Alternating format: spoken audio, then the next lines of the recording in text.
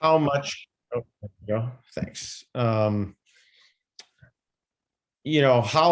familiar is everyone with sort of Pearl Harbor? Because not everyone's from the United States or grew up here or had sort of the I'd say education in the same era. Um, what's your backgrounds? Like, how did you hear? And I'm kind of opening it up to everybody because I know people are from different parts of the world, from Iraq, from Uzbekistan, from you know, uh, Europe, and all over the place. So before I get going, I just want to kind of open it up just to get some level set there. People drop your answers if you like on the chat. Okay. Yeah, if you want to say it out loud or you want to put it in the chat, I'm not going to be able to see the chat. So Zach, you'll be the one, or somebody else will have to be the one to say. We have Haruki, I'm sorry, Ushiba, I apologize, Ushiba Berman. I study a lot about World War II, and my family is part Japanese, so I know quite a lot about Pearl Harbor attack and about Pacific and Asia war efforts. And I have Ivan saying, I watched Tora Tora about 6 times. That's awesome. Yeah. I've seen it at least that many. I mean, I grew up in the 70s and 80s, and that was a very popular, I'm sure licensed back then, royalty licensed by NBC, because they would play it every year, like at this time, they used to do, was it called like Sunday evening movies? It was something like that. And they would do Tora, Tora, Tora, like, the Sunday before or after, whatever, December 7th every year. So I remember watching it for years. So anyone old enough to remember NBC doing that on Sundays, that was known as cable back then. I know. But just to follow up a little bit, I understand that movie was produced as a joint operation between Japanese and American history folks. Yep, I'm not exactly absolutely. sure, but they tried to stick, and they made a good faith effort from both perspectives to try to give a neutral history. Yeah, I think it's one of the better, watchable. Because at the end of the day,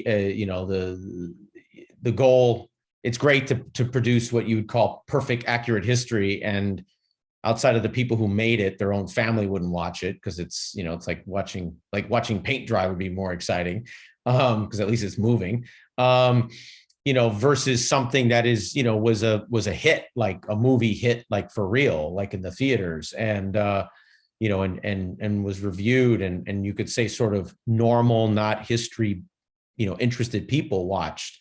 So I think for that type of audience and that kind of production, it's probably one of the best movies in history when it comes to meeting kind of both sides, which is, very as accurate as you could probably be within a few hours, and having mass appeal. So I think you can't go wrong watching Tora, Tora, Tora. Anyone else? What did you think of the Ben Affleck movie of 20 years ago, Pearl Harbor? I think both sides, but yeah, I think it fit the early Marvelization of modern movie making, right? There's a concept in critical movie or film theory called the tyranny of film, which I don't necessarily buy completely, but it that movie definitely fell into fitting that, where you use kind of every modern technique known to man to throw at the wall. There were some scenes in there that, I'll be honest, were phenomenal. I do think the attack scenes, at the airfield, and if you watched it, and hitting the Arizona, and some of those things that we'll talk about, I think those were, it was almost surreal how intimate they were. Almost like, to be honest, very similar to like Saving Private Ryan, right? And and obviously capturing what a platoon does or a company does within a theater is one thing. Trying to capture one of the largest concentrations of force in a very short period of time, like 1 hour, in history and known history up to that point, was another thing. And I think they did a pretty good job in that. So, anyways, anyone else? Well, I'll just read some comments. So, Yeah. Alon Titel said, I now live in Greensboro, North Carolina, and Robert, which is who I'm collaborating with today and collaborated for the past couple of months on different presentations, showed Tora this weekend and gave a presentation of Pearl Harbor with a Harry this weekend. And I know he's incredible. And then Patty said, enjoyed Robert's second Pearl presentation this past weekend. I wish I would have saw it too, but Patrick also said, I've heard about it, but not in depth knowledge. Yeah. Background is a philosophy of the interest in history of the world religions. So that's Patrick. Okay. Good. All right, cool. And then any others, just jump in. I want to really try not to make this sort of a pure lecture, because I know that it's boring. Unless you guys are cooking dinner, then you could, and then a lecture sometimes works. But and I appreciate us taking your time, and you can gladly go cook dinner. You don't have to feel the need to be on video if you don't want to. So I'm going to kind of jump in, and something this big, we have to kind of make some boundaries for an hour and a half or two. So I'm not going to cover every possible component to the to Pearl Harbor, or the attack on Pearl Harbor. Now, I did start over a year ago with Zach's group, kind of a series on the Pacific, this is part of me renewing it actually, or extending it. So I kind of divided it up into basically 12 parts, and I've done 5. So I'm going to kind of start that again, which, kind of covers everything from, I kind of call it the War in the Pacific, which basically starts in 31, 32, and goes all the way through 45. And then in some ways, kind of the second part kicks off after that, or is a continuation, which would go all the way through, the ceasing of hostilities in the Korean War. So anyways, that's kind of where this builds from. So what I'm going to do is, the way I'm going to structure this is kind of give you some of the background, Japanese and American. It's almost like they were, well, not almost, they were on collision courses. So try to give you the sense of the political and, kind of collision courses. And obviously behind that, economics and military, all of it together. So it just didn't happen out of left field. This was a buildup. And I know there's been a lot of discussion. Well, thank goodness not as much anymore. I don't know. I'm not in forums where that would happen, but a lot of conspiracy theory stuff. If anyone has ideas on that, or things they've heard or things they want to talk about, I mean, all of that has real concrete answers, and very dispelling. And I don't mean in a dismissive way, but I mean sort of in a concrete way. And I'm not gonna say it's easy to understand why people would want those answers. Sometimes because people want easy answers, but sometimes there just wasn't as much information released on that. And I'd say in the last 30, 40 years, pretty much everything has been released that things we didn't even know that we had as information, it has been released, so that it's pretty clear, kind of what was going on. So here's the sort of, very quick background of sort of Japan going into the early 40s. They obviously had a, like a Sino-Pax kind of empire. A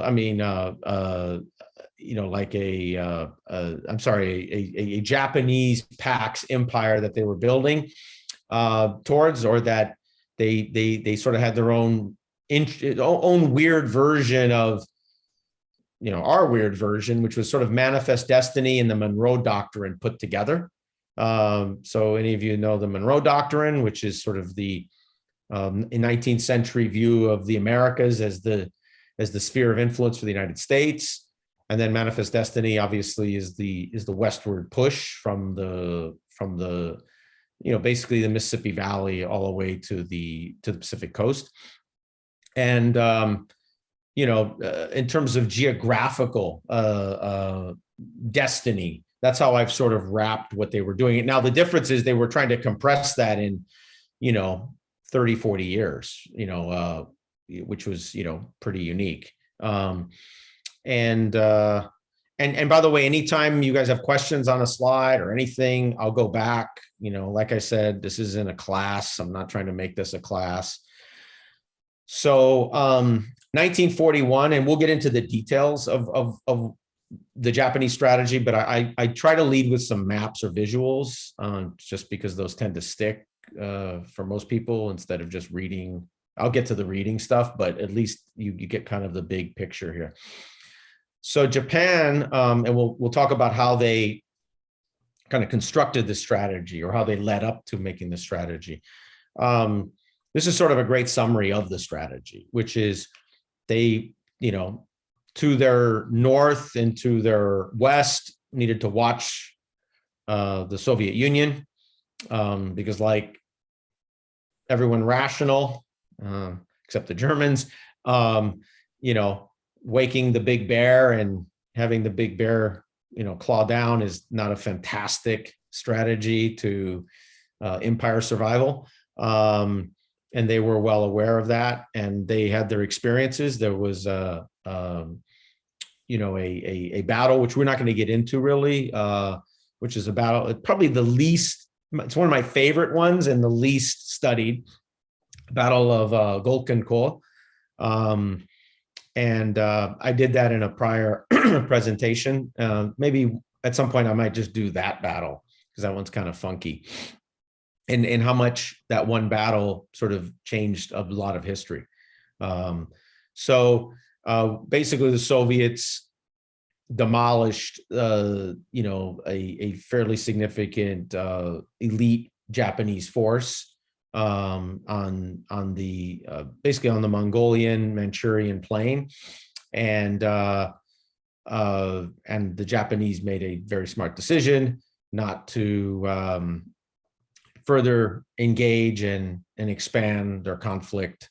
So they kind of went into a frozen war, you could almost say, or a frozen state with the Soviet Union. They also wanted to win the war in China, which we all know that didn't really work out. They sent millions in. They probably could have sent 10 more million in, and they would have not won the war. And then, I would say most importantly, they wanted to secure the southern resources area, which was Borneo, New Guinea, all of the colonial holdings basically in the Pacific and South Pacific. That was extremely important to them. And to do that, there's this funny island chain in between where they are and all of those resources. It's called the Philippines, and the Philippines was in essence a U.S. territory, and so that ran them into us. And then part of which then forced them to have to really come up with a strategy for the United States, and their goal was really two phases, and a lot of it we don't talk about the second piece of it. So the first one was to destroy and neutralize the U.S. Pacific Fleet, which was in Hawaii. Most of it was in Hawaii. Some of it was on the West Coast, but most of it was in Hawaii. And the second part of it was to cut basically the logistics from the United States to the Philippines, right? That's the second piece that doesn't really get talked about very much. That was, so first thing that jumps out at you, if you've studied any history going back thousands of years, is, well, that's a hell of a lot to take on for anybody. And it's engaging almost every power on earth, literally, and kind of a little bit of Germany even, because the Germans had a small little colonial possession there too. So it definitely spoke to a very aggressive, and I would say almost, you could say nearly delusional strategy. And of course, this all fed a funnel of decision making, right? Because to support this expansion, they needed resources on a substantial scale, and the resources were in the South Pacific. And to get those resources, they had to come through the Philippines. Well, to get the Philippines, they had to deal with the United States, and to do that, it takes you to Pearl Harbor, and away you go, right? So that they got themselves in this circular kind of motion with that strategy. Now, from their perspective, and I mean, this is it's easy to kind of see how absurd their strategy was looking backwards from 1945 or modern world, and kind of the U.S. developed a global power in terms of especially naval power, but I would say expeditionary power also. That doesn't get a lot of we don't really talk about that as much, but in 1940 and 1938, I mean, we were a meaningful naval power, but we were not a dominant superpower, and you looked at the Japanese naval vessels, and this is top secret. No, I'm joking. But this was restricted back then. But this is an example of different, and this was in 44, but I have other ones. I just wanted to kind of give you this as an example. They had they had a very powerful Navy. And in many ways, the United States, by this point, by 44, had degraded it probably 70% at this point. So, their Navy, and I'll show you some stuff then, as of 41 was, extremely powerful. Hey, Aaron, in that Yes, sir. previous photo, if you go back to it. This one? Yeah, I noticed that all 4 Japanese carriers that were used in the Battle of Midway is definitely not here anymore, because that was back in 42. Yep, exactly. So you could see their outlines, or some of their outlines. But and this is this is a list of what you would define as. It's kind of funny because the Japanese stopped adhering to the Treaty of Versailles naval treaty, but they still used all of the kind of standards of packaging it, right? Like their PowerPoint presentation template. And which is kind of funny that they didn't adhere to it, but they still sort of categorized the same way, like capital ships, destroyers, cruisers, etc. I can put some stuff in the chat as we go along, which gives you, which actually breaks this out into, detail. I just wanted to give you kind of a little flavor of this. And then in this slide, it's a little harder to see. Sorry about that, but it sort of gives you a sense of, in 42, the different, carriers in the Pacific during 42, right? So, and this is as the U.S. was just starting to ramp up its carrier construction. Well, what we have to realize is there's really sort of 2.5 kinds of carriers the U.S. made. There's a fleet carrier, which today we define as a battle carrier, like a Ford class. And then you had basically a carrier escort, which today we would define as like a Kitty Hawk, which has a smaller number of planes. It has like a smaller number of sort of activities. Forces that you can deploy on it.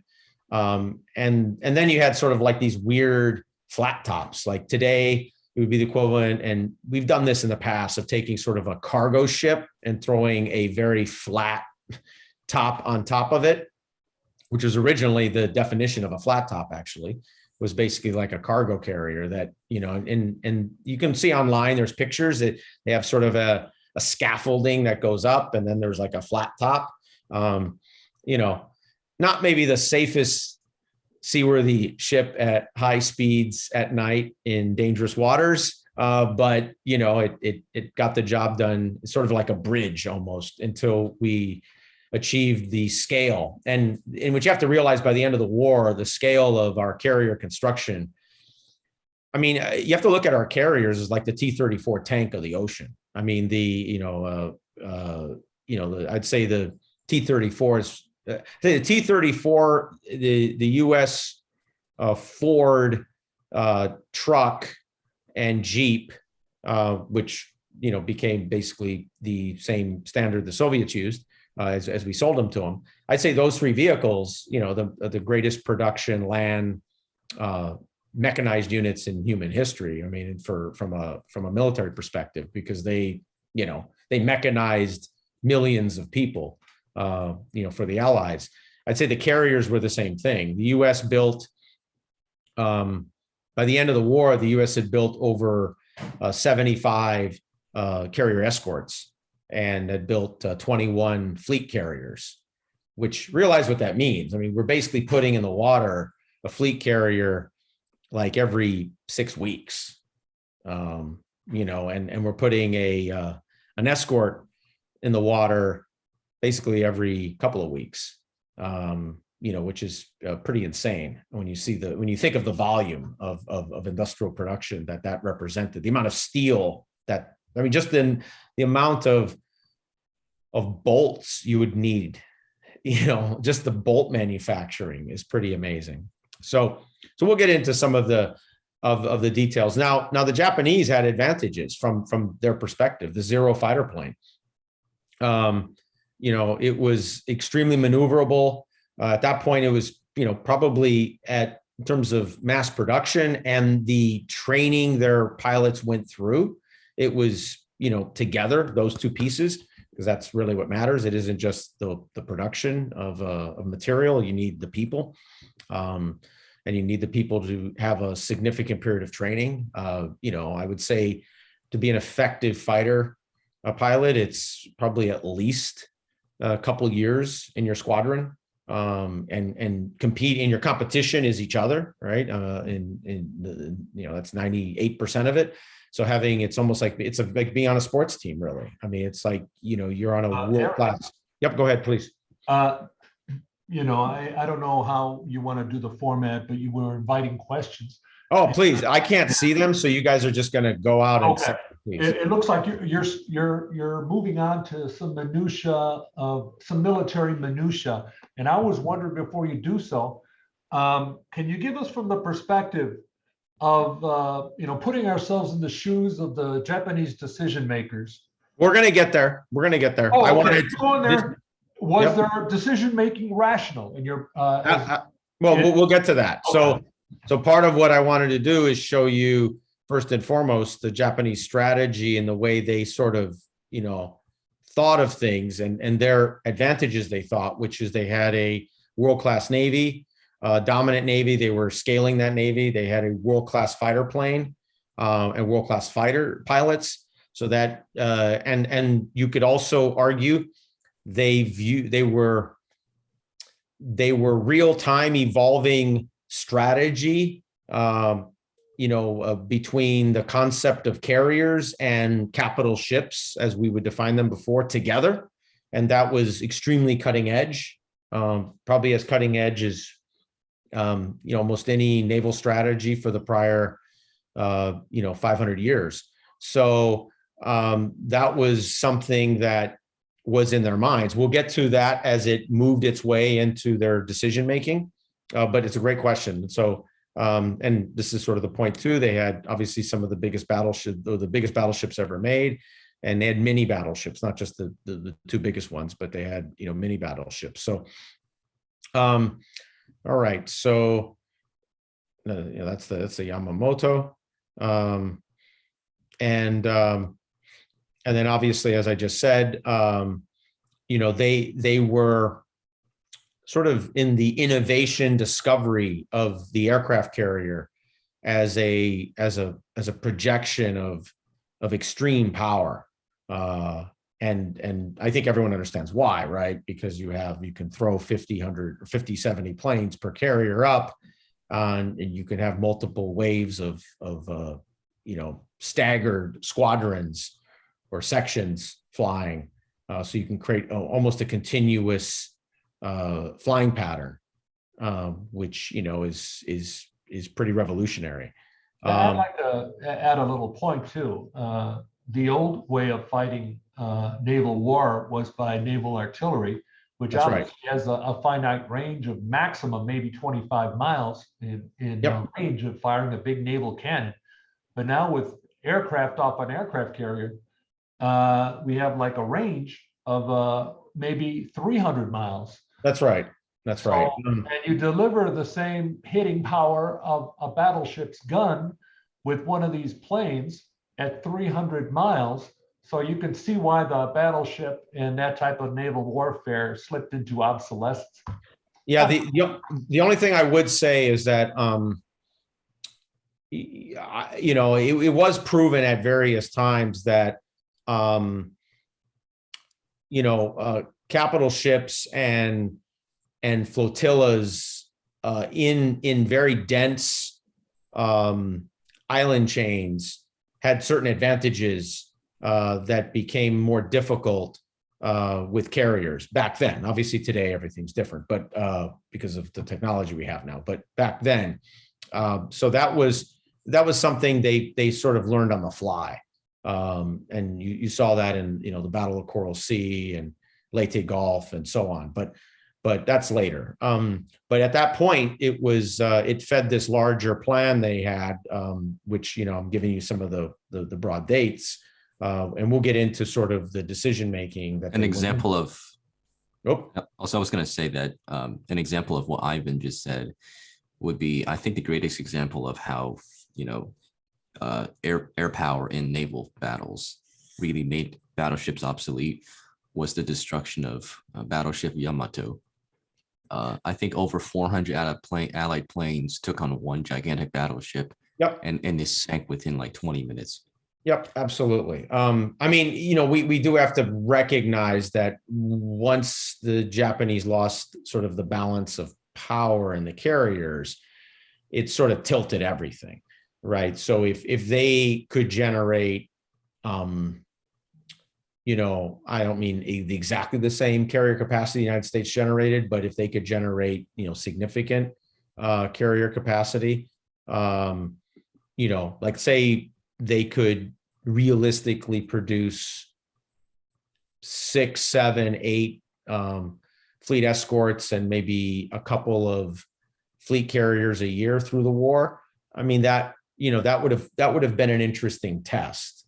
But obviously that that didn't happen.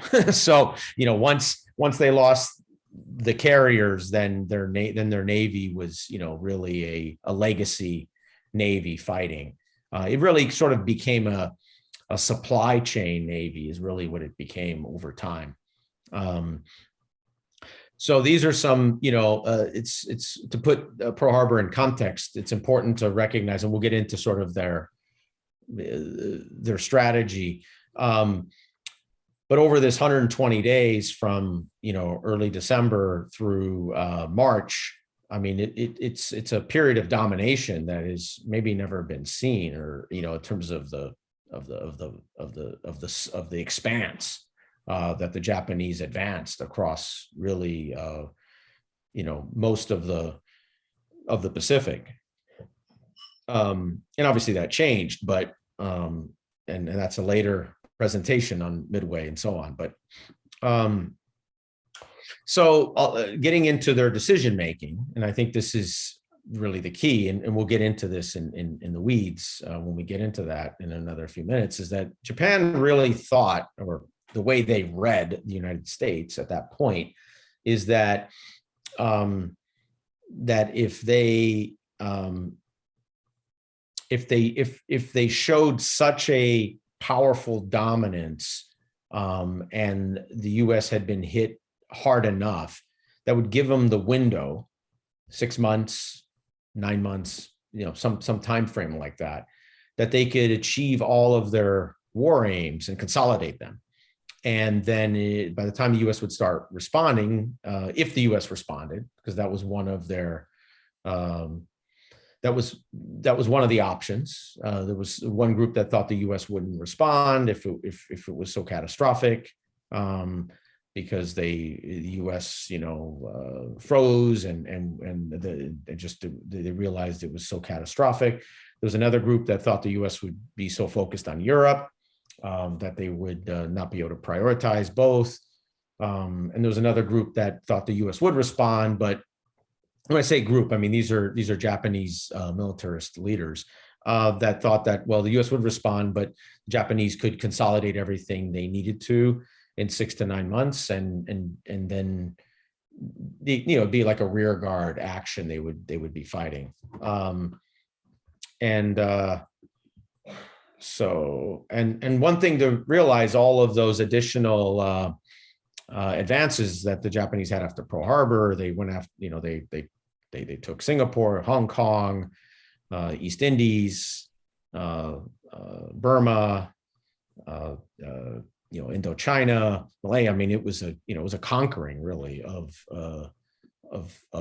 Asia at that point, or at least. Yeah, I want to interject this little comment that I think the Japanese were trying to make the initial victories such that the Americans would have to launch a D-Day type attack across vast ocean space with their Marines in boats for far greater miles than we did invading France in 1944. And then if you guys can see that and the logistical problems that would have posed the Americans and the Allied forces to say launch a amphibious invasion from Australia to some of these other Pacific islands, which would have been forced upon the Americans had the Japanese successfully consolidated those their defenses. Yeah. So I think that's how they would have leveraged maybe seeking an armistice with the Americans had they been successul. Or you mean if their strategy, which totally misread the United States, had worked out? I mean, one thing is we do have to realize that the U.S. forces were very small at that point, so the Marines were not a very significant force yet. Obviously, that changed on December 8th, but there really wasn't much calculus that the U.S. would have a amphibious or an expeditionary force en masse. The big force they were concerned about was in the Philippines, which was Army, which was under MacArthur.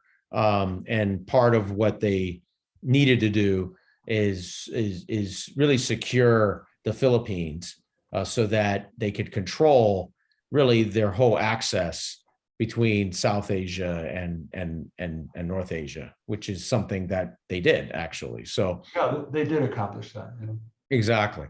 So now some of the things about the Japanese, they needed a lot of oil, and given how big their navy has become, how expeditionary they became, how large of an appetite they had for their conquering their co-prosperity sphere, which was really their own prosperity sphere.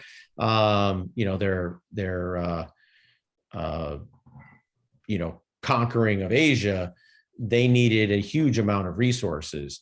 And of course, the more they invaded, the more they alienated, and the more they got embargoed, and the more, it was a vicious cycle they were in, which then drove their militarists to want to invade more.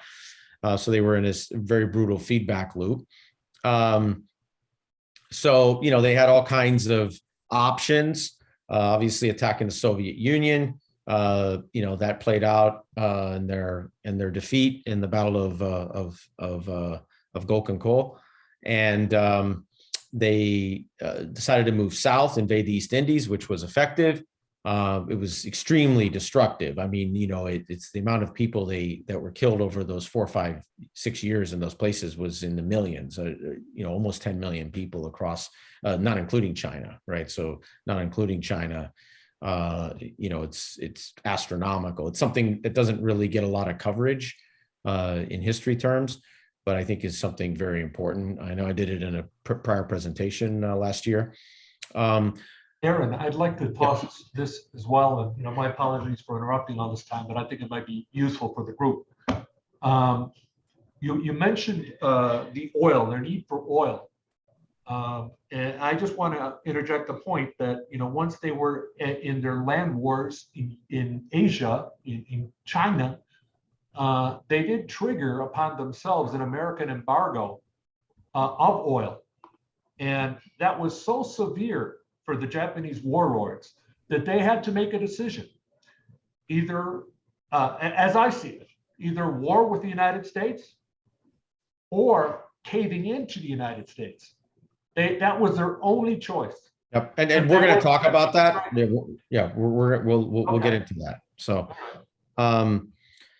so there were a lot of pieces that were sort of leading up to this, which involved Japan and Germany signing basically an anti-Soviet pact, and obviously they had provoked many incidents in China, so they really had just sort of an active war going on since 31, 32 in Manchuria and China, and then they created they sort of had this expanding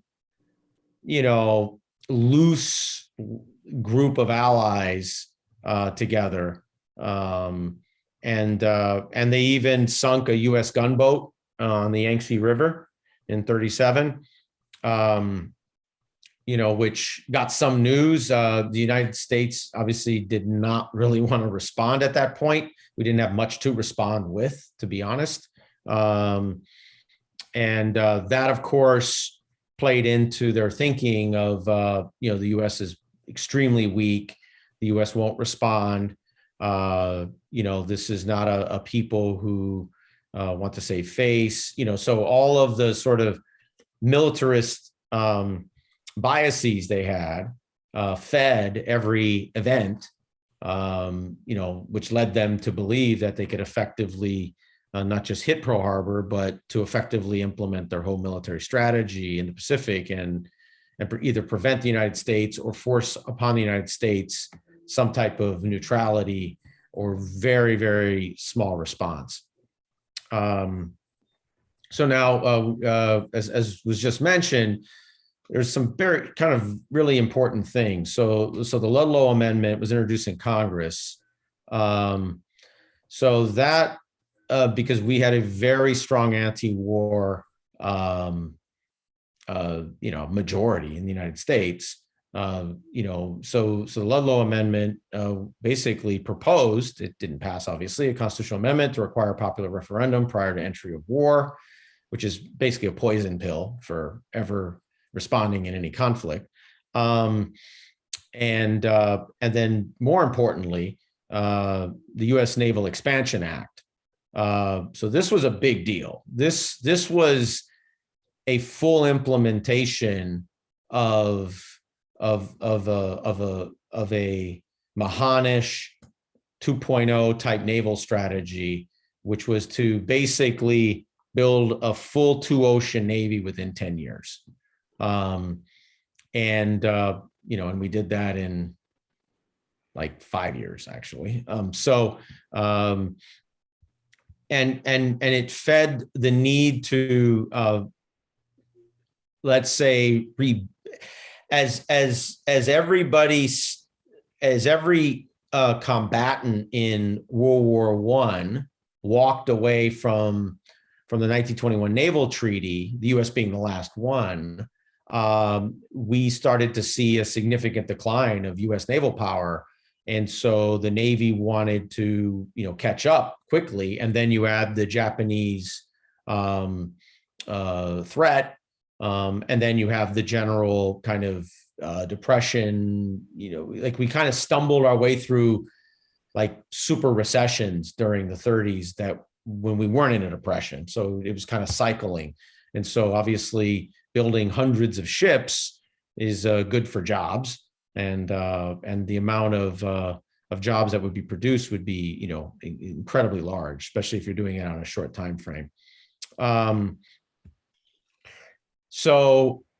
the Japanese, of course, their cabinet went completely militarist. I mean, in a prior presentation, we talked about how the Japanese society and its political culture evolved into basically a totalitarian militarist form of government at that point, basically, where they had multiple assassinations of prime ministers, basically the extrajudicial killing of, almost any kind of liberal or democratic, civil society, the taking over of basically almost every meaningful institution in society, and having a militarist type dogma or doctrine wrapped around it. So there really was this sort of concentration effect that was going on. And then the US had a trade pact going back to 1911, because a lot of people don't realize that Japan was on the Allied side of World War I. And so we actually had a fairly, let's say, we definitely didn't have hostile relationship with Japan in the 1910s. That would definitely be. And the US, given its anti-war positioning in society, and it was pretty clear that that was safely 60-70% of the population, if not higher, was anti-war, maybe even higher than that. So, and I talked about the Battle of Kokengo, and then obviously you had the war in Europe that kicked off. So, going into 1940, Japan was focused obviously on exploiting all the weakness of European powers in Asia that had colonial possessions. And then as Japan started acting, or continued acting on it, the United States started to really shift pretty aggressively in the restrictions of shipment of any type of material or good or natural resource that could be leveraged in the Japanese war-making machines, or the Japanese war-making machine. The U.S. cracked, or one group in the U.S. So there was not, and one thing to recognize, there was not like the National Security Agency. There was not the CIA. There was not this sort of, even today, it doesn't exist. There's 17, 19 intelligence organizations in the intelligence community, plus the military.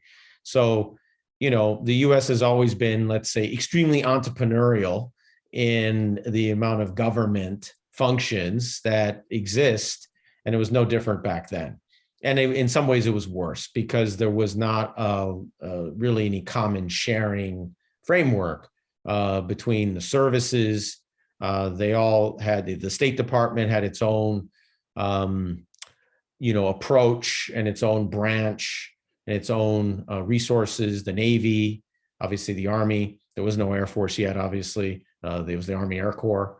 And so you did not have this sort of, and then you had what I'd call almost walk-in intelligence, right? People based on relationships, who knew people because they were, powerful movers and shakers. So there was this very, fragmented approach to collecting intelligence, very immature. and so as you move through 40, obviously the U.S. embargoes really kick into gear, and Japan can't be dependent, obviously, on what they could get from the U.S. Obviously, there isn't. And then a very important event happened, which doesn't get a lot of discussion. We'll talk a little bit here and then later. The English Royal Aircraft attacked the Italian fleet in Taranto, Italy, and it's sort of the first time in history that relatively speaking, it's all relative, a large scale carrier-based attack occurred, and that was big. That was like innovation, obviously, and the Japanese, and within the Japanese Navy, because there were obviously different factions. There was a faction, it was an old school faction that just wanted lots of ships, capital ships, escorts, destroyers, et cetera. And there was the sort of new cool kids on the block that wanted carriers, that thought this was the future, and saw kind of the ability to be incredibly disruptive. And obviously the attack on the Italian fleet in Taranto was a big deal because of that, because it kind of proved their point.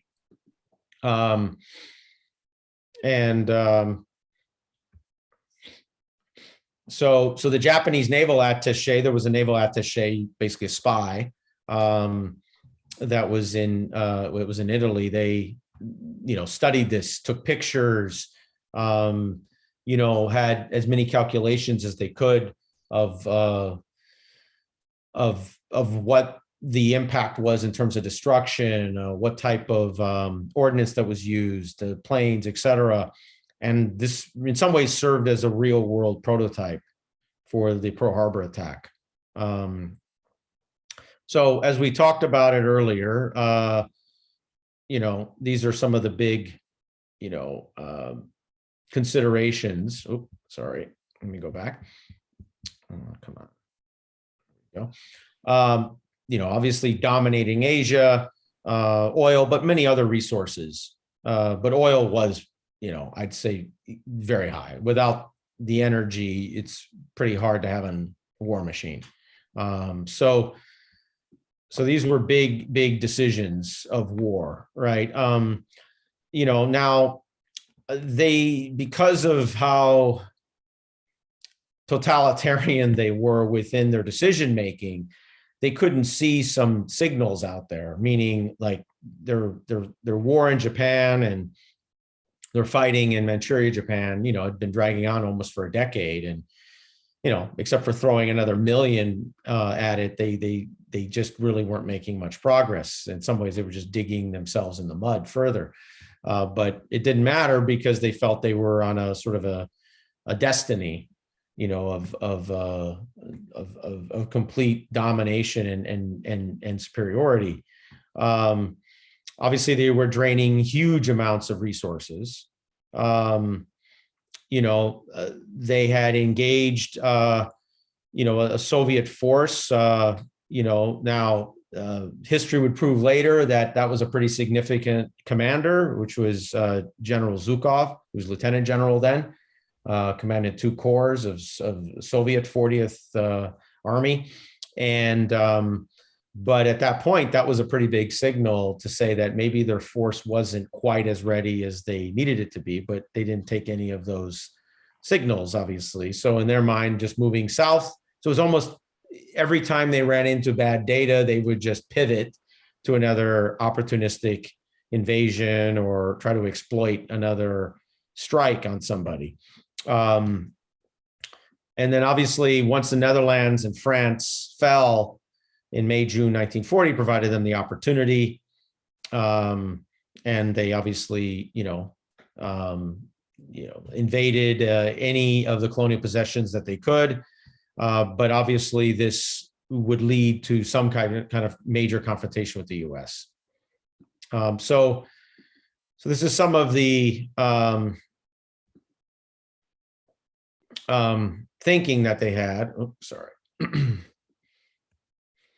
you know, of not going to war with the US. So, you know, they believed the US would be very focused on Europe, and they wouldn't want, or they felt that, and I think this is an important piece that we never really talk about in the history of this. They felt that the US would not overly commit to Asia, to fighting a war, if they thought there was a risk that the US could have to fight in Europe. That in essence, the idea of the US being able to fight a global two-front war was so unrealistic. It just was not something that was conceivable. Aaron, if I could add, I would also say that from the Japanese perspective, they didn't think that the United States would even want to fight a war against the Japanese to the same degree that they would want to fight in Europe, because of the racial prejudices that were very common in America and that the Japanese were familiar with from their. That's right. That's a great point. Yeah, that's a great point. They felt the sort of you know, that the US would prioritize, you know, sort of European over Asia, in sort of fitting of that sort of racial hierarchy that was so dominant pretty much in most of the imperialistic world, you know, probably in most of the world at that point, that was exposed to it or developed it. And then to kind of, you know, look at the big strategy, which we have talked about. You know, the Japanese strategy was to basically neutralize the fleet, and realize this, that the fleet was really in the Pacific in three places. It was in the Philippines, it was in Pearl, and it was on the West Coast of the United States.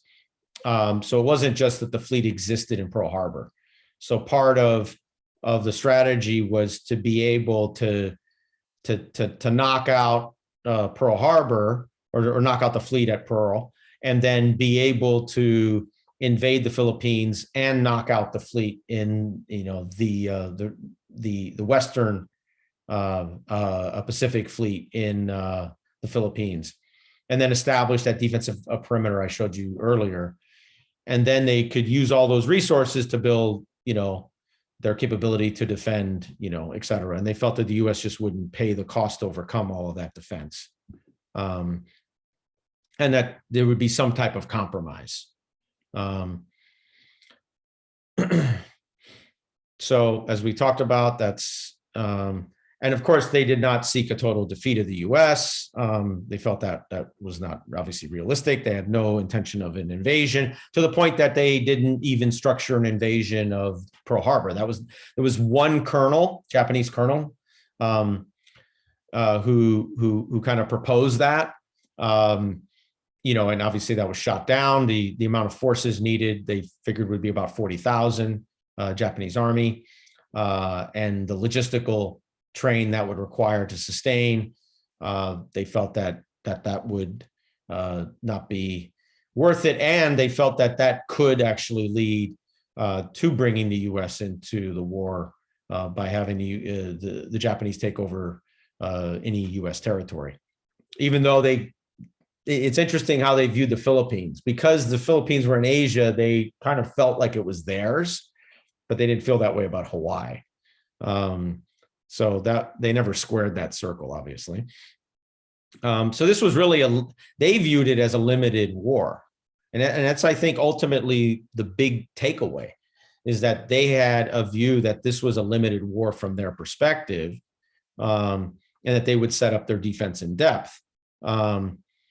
Now, obviously, somebody else felt like this 50 years later, almost 50 years later, which was Saddam Hussein in 1990, felt that, you know, very small limited war effort. And I'm not going to say everything was the same or so on, but in terms of calculated decision making, their rationale was that obviously that the embargoes that they had on Japan, that the US had on Japan, was enough justification by itself, much less having you know, any kind of power, naval power around them. And they just felt like in the end, this was sort of a, I don't want to say it was a no-brainer. I mean, nothing at the scale is, but they really felt completely justified, and they felt that it was a calculated risk. And also realized what was going on in the militarist. Anyone with any dissension was constantly pushed to the side. They were taken out of the Supreme Council. They were, taken out of key staff positions. So there was a constant reinforcement around sort of the Japanese permanent expansion strategy and permanent sort of war strategy. And anyone who wanted to slow it down, pull back, consolidate, et cetera, was just pushed out of consideration. So the 2nd of July, 41, Imperial Conference had the decision to go to war. Now, they obviously didn't anticipate the U.S. reaction. They felt the U.S. would accept the limited war objectives, and they also felt like they could keep the war limited. And obviously, one person's limited war could be another's total war. That was something they missed. All right. So before we jump into Pearl and sort of the attack, any questions so far? I know we covered a lot. I appreciate, kind of the buildup. It's hard to do this without kind of going into the buildup, because then it just feels a little weird to just jump right into the attack. Quick question, Aaron. Yeah.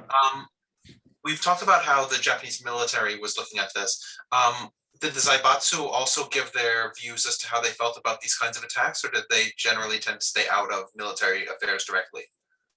They stayed out of military affairs. It also realized what military affairs meant. I mean, it was a, at that point, it was a totalitarian militarist state, right? So you really had any institution with Japanese war promoting capacity was in essence taken over, or at least, a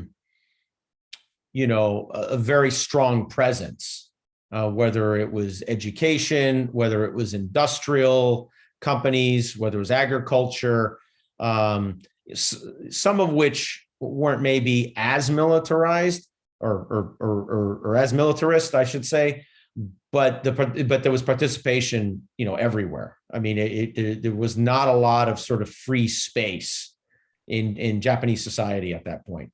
I mean, they were really at that point in arguably a total war environment, while they weren't fighting yet a total war. So they had sort of engineered themselves sociologically into total war, and in essence built themselves up to that over a very long period of time, which I do think is somewhat unique in history, to do that for that length of time, right? I mean, to do that for a year or do that for a few years is one thing, but to do that for, a decade plus is extremely rare, I think, in historical standards. I mean, most populations, won't or can't withstand that. Any other questions? So hopefully that answered. Did that answer it, Richard, or was it too gray of an answer? Well, no, the thing is, it's gray, but I wanted to know what kind of gray it was. So Yeah. that sort of helps. Yep. No, thanks. Any other questions before we get into sort of the strike, or no? And I can't see any chat stuff, so Zach or anyone else has to. Actually, next time I should log in on my phone. There's no chat stuff. I'll tell you if there's Okay. something. Thanks, Richard. So before we get, sorry. One person asked, does invasion troops mean troops on the ground? you mean when they considered an invasion of Hawaii? Is that what you meant when you said Yeah, invasion it's troops? from about 3 minutes ago. Yeah. So there was, like I said, a very minor colonel who had but he built a war plan. I mean, they were like venture. I mean, it sounds insane to say this, but hopefully you guys can follow what I mean. They were almost like a venture capital firm of Japanese expansion, right? They had all these sort of startup colonels, and that would bring them basically ideas, and they would sort of, shake them out to see which ones made sense and which ones they could support. So yeah, the invasion was to bring roughly 60,000, Japanese army forces to Hawaii and sustain a full scale, in essence, occupation and conquering of Hawaii, which as part of this, and I mean, this is where it gets, even by Japanese standards, delusional, where they even recognized it, which is pretty delusional at that point. Because that colonel then said, well, then we'll have the platform, like, the island is a great big aircraft carrier, and we can launch ships, we can make ships because we can take over Pearl Harbor and we can bring all our ships in, just like basically then we can start attacking the west coast of the United States, and in essence, eliminate the threat from the Western United States. So it's sort of like Man in the High Castle before the book was even written. If any of you have read that or follow or have watched it on Amazon the last 5 years. So anyways, hopefully that answers that question.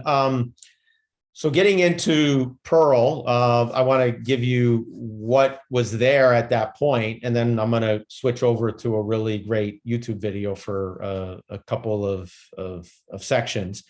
So there were 80 ships, basically, or near 80 ships, like 69, because there were 11 that were out with the U.S. carriers included. But basically, majority of the U.S. Pacific Fleet was in Anchorage and Pearl Harbor on December 7th. There was a lot of chatter. Now, one thing to recognize, and I think this is something, you get a lot of bias, obviously, in history, recency bias and anchor biases. It's obvious that hitting Pearl Harbor made sense after it happened, and we have history in 80 years. At that point, we felt, and I think almost every analyst felt, that the logical place that was going to get hit was the Philippines. And the Philippines were on alert, obviously. And by alert, I mean, they had air patrols, they had naval patrols, they had forces, you name it. It still ultimately wasn't effective, even though taking the Philippines did require significant effort by the Japanese, right? It wasn't a walk in the park. It was a reasonably significant battle there. Or set of battles. So most of the energy was put into, the Philippines, because that seemed to be the most logical place, because to deal with the South Pacific and the controlling of the resources there, the U.S. had enormous blockade capability and enough firepower to harass and make any kind of long reach naval operations difficult, especially to sustain them, right? You might be able to get your first forces there, but you're going to need more resupply, and if the U.S. could keep picking you off, you'd eventually lead to a conflict in the Philippines. So that was where the majority of the thinking was. And then, like I mentioned earlier, there was all this fragmentary intelligence, and also realize we were in, we weren't in negotiation, but we were in sort of ongoing, going nowhere conversation with the Japanese attache and their diplomats and U.S. officials, all the way to the point of, President Roosevelt and our Secretary of War and State meeting with Japanese officials during 39, 40, and 41, and the Japanese having a very, and also to the point that, obviously this was a very guarded war plan. So, none of the very little of the diplomatic corps knew about this war plan. It was obviously one of the, most guarded secrets at that point. So there was not really, much signaling that that the Japanese were going to launch an attack, especially at this scale. So I just wanted to kind of put all that out there for you before we kind of dig in. And then a couple of other pieces going in. So Japan occupies all of French Indochina. U.S. freezes all the Japanese assets in the U.S. The Japanese viewed that as sort of not that they needed a lot of instigation, but they viewed that as basically, fait accompli, like a declaration of war, really. And then obviously General Tojo becomes the Japanese premier in October. And then, we start kind of really active talks with Secretary of State Hull and Japanese Ambassador Nomura in November. And then actually, let me go into this for a couple minutes. Well, let me ask you this. Are you guys interested in this or do you want to get to the, Pearl Harbor attack and so on? I'll totally make it up to you guys. It's all up to everyone here because this is for you anyway. So you guys have to tell me. Pearl Harbor. Oh, I'm sorry. I have a vote for Pearl Harbor and then Pearl Harbor. Okay. That's the second vote. Any others? Yes, no. I'm sorry. Let's move towards the actual engagement. Okay, sounds great. All right. Give me a second here let me do this for a second. And while I switch over, any questions so far? Nomura always felt that the declaration of war that he sent came later than he intended it, right? That he thought that he was betrayed by the rest of the diplomatic office. Yeah, I mean, ish. I think they were all trying to. I mean, they were clearly trying to delay, and they thought. And remember, this is that limited war perspective they had, which is they thought. I'm not going to say this was extremely minor, but they thought this was something that was minor enough. It was almost like a tit for tat, right? They saw the actions the U.S. had, like basically all the economic actions that the U.S. had, and this was just sort of a yin and a yang of the response.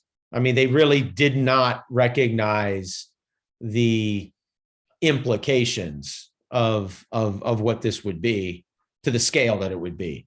And so here we go. And by the way, you guys stop me at any point. I'll probably stop a few times. I'm not going to play the whole 17 minutes, but I will be playing some of it. So this is I'll put this in the chat. I think he's a kid, really. He's like 25, 30, because I've seen him interviewed, but his channel is Montemayor. He does phenomenal reconstructions, animated reconstructions of lots of different battles. He must put 6 months into these. It's really phenomenal, the work he does in it. So I really basically, I don't think anyone could do this much better. So I'm going to play this. If at any point, stop me, say something, whatever, I can stop. We can talk, whatever. I'll try to, there's a couple points here I'm going to stop, and I'm not going to play the whole thing, but a couple points. So we'll do this for a few minutes. We interrupt this broadcast to bring you this important bulletin from the United Press. Flash, Washington. The White House announces Japanese attack on Pearl Harbor. Stay tuned to WOR for further development. 1941, Japan situation. America and other nations have imposed an oil embargo on Japan, which means Japan cannot continue their conquests. No problem. Japan will just get the oil it needs from the Dutch Indies. Their underfunded and undergunned fleet will pose no threat to the Imperial Japanese Navy. And if their ally, Great Britain, joins the conflict, well, Japan will fight them too. Both nations are too occupied with the European war anyways. So, through their new conquests, Japan's demand for resources shall be met. However, geography has cursed them. Look at what lays beside their vital supply lines. The Philippines, a U.S. territory. Although America is not officially allied with the British and the Dutch, they are on friendly terms. Japan cannot afford the risk of the U.S. entering the war while they are in the midst of their campaign. Their proximity to Japan's supply lines puts into jeopardy everything they are about to fight for. Basically, the Americans would be holding a dagger to Japan's throat the entire time they conduct their campaign, ready to commence hostilities at a moment's notice. Thus, they come to the conclusion that they must take out the Americans as well. This calls not only for an invasion of the Philippines, but also a preemptive strike on the powerful American fleet at Pearl Harbor.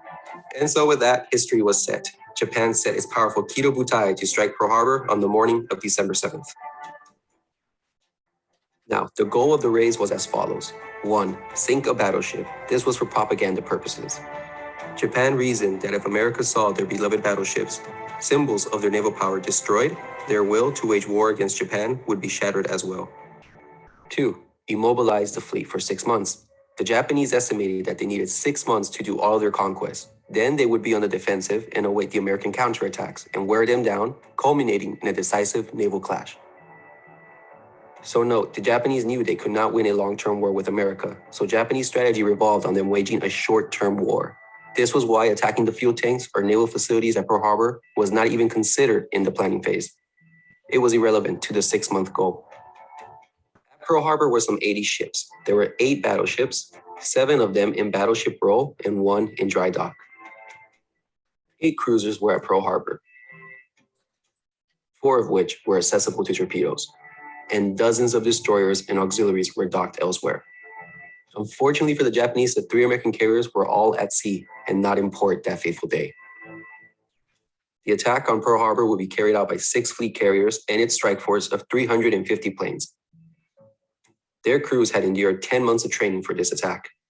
In addition, 5 midget submarines would be tasked with penetrating the harbor and attacking in conjunction with the main airstrike.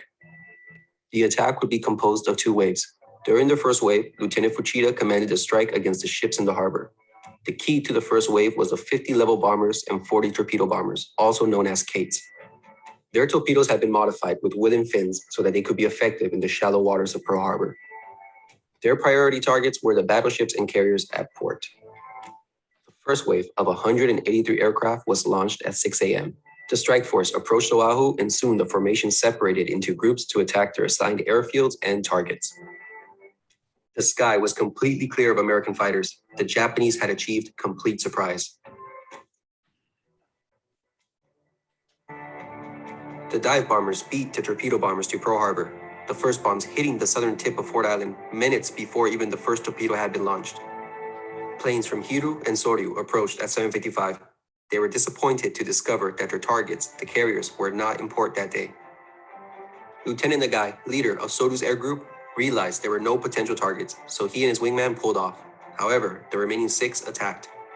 They probably mistook the OT commissioned battleship, the USS Utah, as a capital ship, and they fired upon her. 2 torpedoes slammed into her before 8 a.m. The rest missed. One missed so badly that the USS Raleigh was hit. The Utah capsized at 8:12.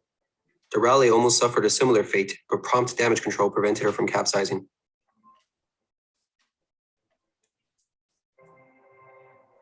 Nagai went around Ford Island and launched against what he believed was a battleship. In reality, it was just a cruiser, the USS Helena. She was double berthed with an old mine layer, the Oglala. Its silhouette probably gave the impression of a battleship. His torpedo actually went under Oglala's heel and exploded into Helena's hull, damaging both ships. Nagai's wingman recognized that it was just a cruiser and decided to attack Battleship Row instead. The 8 Hiru planes didn't fare any better. Lieutenant Hirata and his wingman saw that there were no viable targets, so they headed for Battleship Row. However, the remaining 6 aircraft who were lagging behind got to see Nagai's attack on Helena and followed suit. 4 launched torpedoes, but they all missed terribly. The last pair aborted their run at the last minute and headed for the battleships. So now we have 4 Hiru and 1 Soryu plane maneuvering for Battleship Row, cutting right across the path of the other 24 torpedo bombers who are just coming in. In this photograph, you can see the opening stages of the attack. Both the Utah and Raleigh have been hit, and Utah is listing to port. At this moment, the torpedo runs against the battleships have begun. You can even spot 2 planes finishing their bomb runs.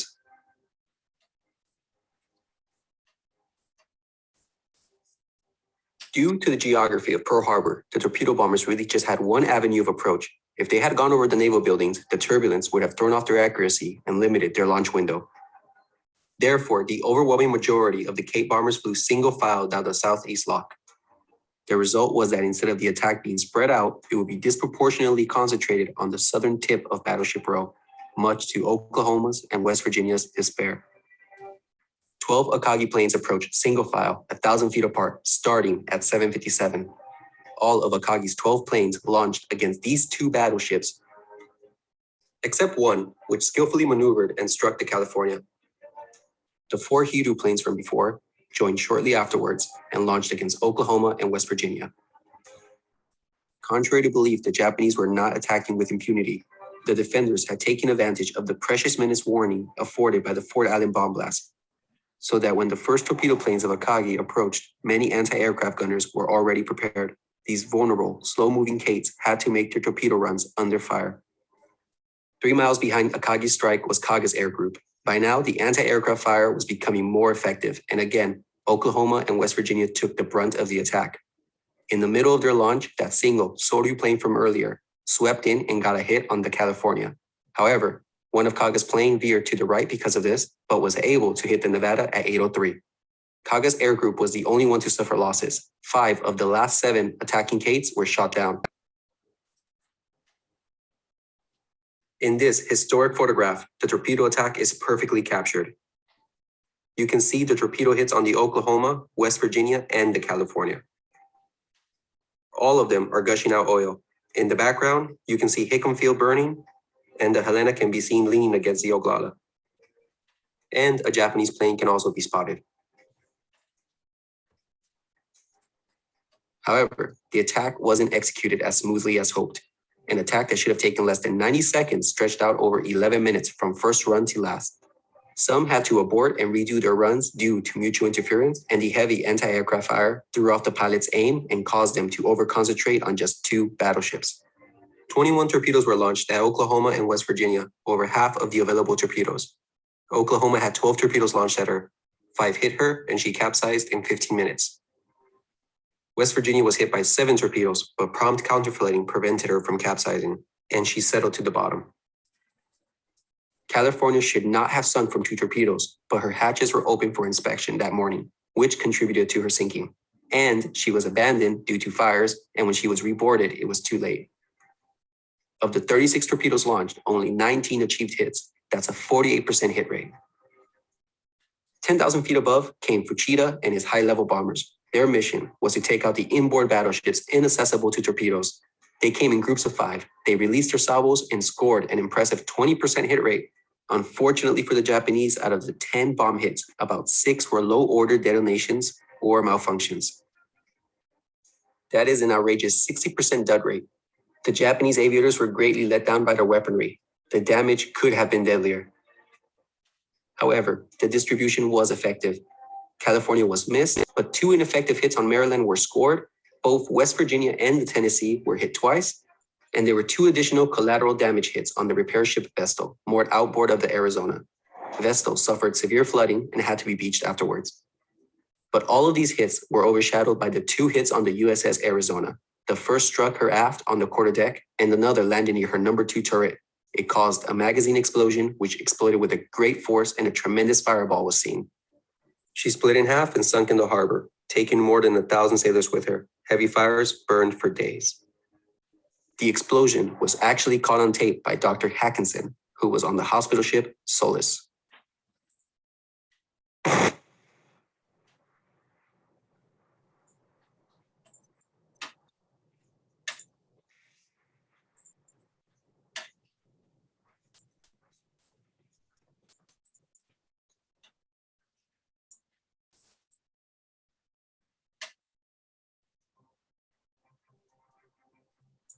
Nevada was the only battleship not suffering heavy damage and capable of getting underway. She did so at 8:40 with the intention of heading out of the channel. Now, one of the mini-subs actually did make it into the harbor. The other 4 were unsuccessful. At 8:36, the sea tender, the USS Curtis, spotted a sub. The submarine fired at Curtis but missed. In return, the submarine was hit by a 5-inch shell. The destroyer Monaghan, which happened to be getting underway at this moment, saw the sub and approached with the intent to ram her. The sub turned and fired its last torpedo, which missed the destroyer. At 8:40, the sub was rammed and depth charged. She sunk with both crew members killed.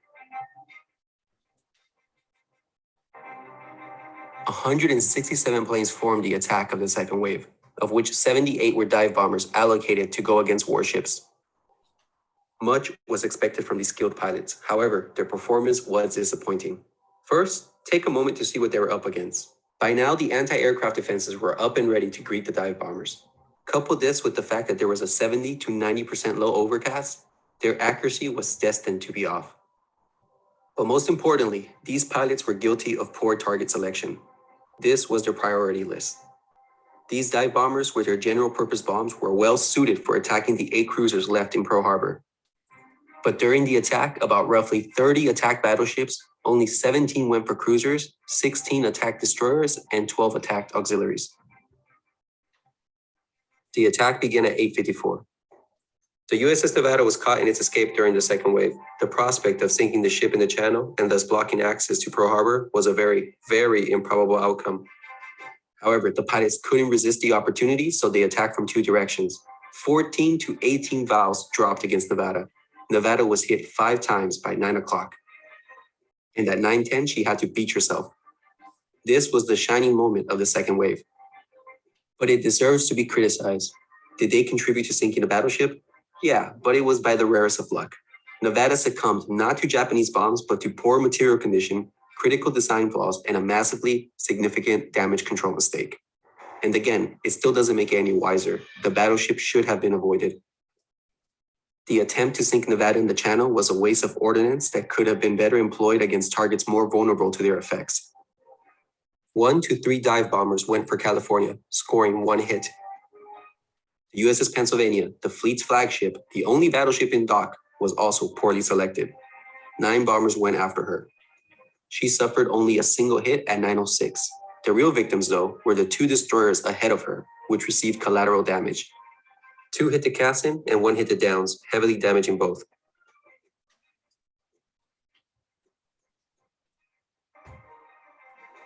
So there could be a cultural explanation to why the Japanese pilots went for battleships. These young 20-year-old pilots were going into the most significant battle in Japan's history. No one wanted to go back home and report that they attacked a simple cruiser or a destroyer. No way. They wanted to go for battleships, sticking true to their samurai spirit. But overall, the second wave attack was just scattered throughout Pearl Harbor, with many attacks missing their targets. A puzzling target selection was the destroyer USS Shaw, which was targeted by as many as 15 bombers. 3 bombs hit her, one of which unleashed a tremendous fireball. The reason to her being targeted was probably because she was in a floating dry dock and resembled a capital ship. On the west side, the Curtis, a sea tender, was inexplicably targeted. A damaged valve committed a suicide dive and crashed into her, and minutes later, she was hit by a bomb. And lastly, the only hit on a top priority target was on the Raleigh. As many as 5 dive bombers went for her, still listing from that torpedo hit. She was hit once at 9:08. Also, we can add a near miss on the Honolulu, which caused minor damage. So only 1 hit and 1 damage near miss were achieved on the dive bomber's highest priority targets. Against the 55% accuracy rate achieved during their training, the pilots got only 15 hits. That's a rather disappointing 19% hit rate. It was a poor performance of the second wave. It contributed nothing substantial to the fleet in Pearl Harbor. Also, as in the case of the armor-piercing bombs, the general-purpose bombs were deficient. But the second wave had the opportunity to be more damaging. Take, for example, the Phoenix here, a modern cruiser which was completely ignored by the second wave, not to mention the first wave of torpedo bombers. She was a suitable target. But even more telling was the fact that the naval yard was basically ignored. 4 modern 10-ton cruisers were tied up here, all of them packed so closely together. One could hardly have missed anything of value had the attack been concentrated here. On top of this, these ships were in a very vulnerable position. Flammable materials were scattered throughout, hatches were open, fire main systems might have been isolated. A bomb hit here would have caused a tremendous fire and been particularly devastating. And there was no smoke around this area at all. The Japanese missed a chance to deliver a more effective blow. Only about 10 dive bombers attacked this area, and as previously mentioned, Only a damaged near miss caused any damage whatsoever. By 9:30, the attack was over. The attack left behind 2,335 people dead and another 1,178 wounded. Civilian casualties totaled 103, including 68 dead. 5 battleships have been sunk, but only 2 were permanent losses, the Arizona and the Oklahoma. The rest were repaired and served before the war's end. The other 3 battleships at Pearl Harbor suffered light damage. However, this attack didn't really cripple the Pacific Fleet. Soon, the Japanese would realize that it wasn't these old, obsolete battleships that posed the real danger to them. It was the carriers that they had missed. They would soon feel their vengeance half a year later. To the list, we can add a target ship and a mine layer, and the repair ship Vestal, which was beached. There was heavy to moderate damage to 3 destroyers, 2 light cruisers, and a sea tender. And there was light damage to a light cruiser. The Japanese also achieved great success on their strikes on the airfield spread out on Oahu. Over 160 planes were destroyed. They destroyed 2 to 3 times the number of aircraft that they had expected. The Japanese lost only 29 planes, 9 in the first wave, 20 in the second wave, a testament to the Americans' quick air defense. Also, none of Japan's 5 midget submarines made it back. Was the mission accomplished? Well, yes. All 4 battleships hit by torpedoes were out of the war for 6 months or more, and they had sunk 1 other battleship by bombs alone. And with that, the Kido Butai sailed back home, unscathed. World War II had just started for America, and the sneak attack left behind a temporary shocked nation, but a nation that afterwards would be resolved to finish the war with nothing less than a total victory on their side. All right, let me go back. So before we join back up, how was that? Did you guys like that? Yeah. And I will put a link in there for, he's not a kid, but most of us here are older, so he's a kid. But that put that together because he's got some fantastic videos and stuff. So let me go back to my deck here. And here we go. All right, do you guys see my screen or no? No. You do? So you see timeline? No, we do not see your screen. Oh, you don't see it. Okay. All right. Hold on. Let me share again. A comment that says that it was outstanding. I also have a question. How did the Japanese get their intelligence about Pearl Harbor? Yeah. So they had an intelligence agent who was part of the Naval Attache, who was stationed there. And he acquired over a course of over a year enormous amounts of naval intelligence, and they had sort of historical information. There was, and I mean, it's obviously, after Pearl Harbor, the United States had obviously a disproportionate approach to dealing with anyone with Japanese ancestry. When we created obviously all of our camps and we put, I think it was 330,000. I think that's the number. But there were, small numbers of Japanese intelligence agents to the point that even at Midway, we captured some of them.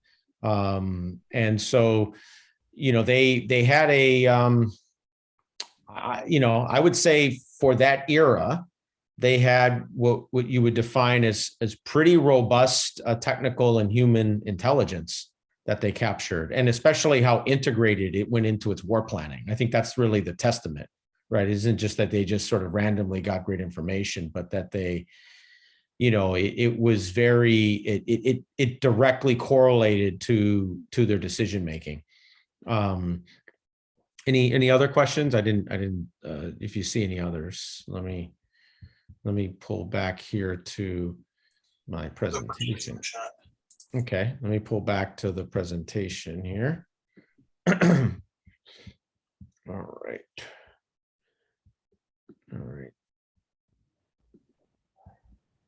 You guys see my screen or no?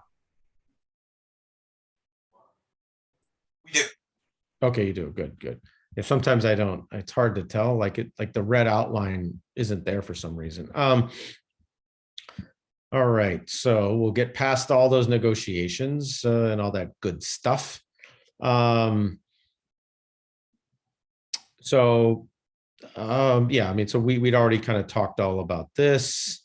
You know, this is sort of the details of the task force itself and its return back to Japan. So nobody really kind of talks about the rest of this.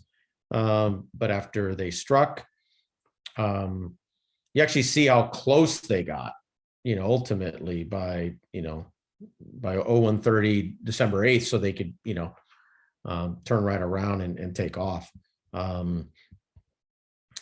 And actually that's another important one. So this is the carriers, right? So the USS Enterprise and the Lexington, this is where they were, you know, during operation. So they were, you know, way either past what would be Midway or all the way out to almost where Wake was, you know, Wake Island. All right, so we covered all of this. Let me, let's see.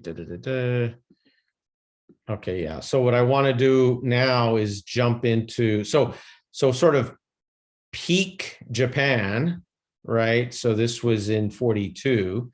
This was Japan at that point, which, you know, many thought that Australia could be invaded.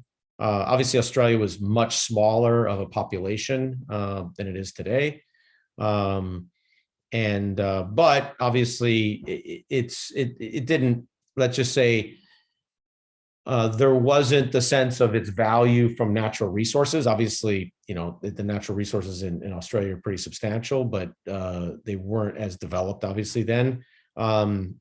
So they were almost more of a reach target. There was another colonel that had another one of those plans to say, let's invade Australia, which obviously that wasn't approved. And so obviously this is a very large area. I mean, actually the map that makes it feel smaller than it really is. It's an astronomical amount of Earth, you know, probably spanning close to, you know, a third of Earth that the Japanese had to now defend and, you know, integrate as a conquered empire. So this is more stuff on the sort of phases of the Pacific War. And then I'm going to cover a little bit more on the Pearl Harbor, sort of the initial response here. Let me go back to this little video for a second here. Sorry.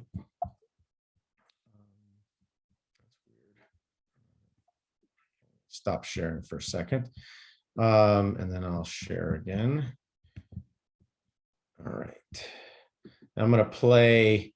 Some of you have probably heard of or heard FDR's speech. Most, and I'm going to lead with this first because I thought this was pretty cool. You can't imagine this in the modern world. I don't think you imagine a lot of things in the modern world, but the first speech people heard was not actually FDR's, but was Eleanor Roosevelt's. And I'm going to play this, only a couple minutes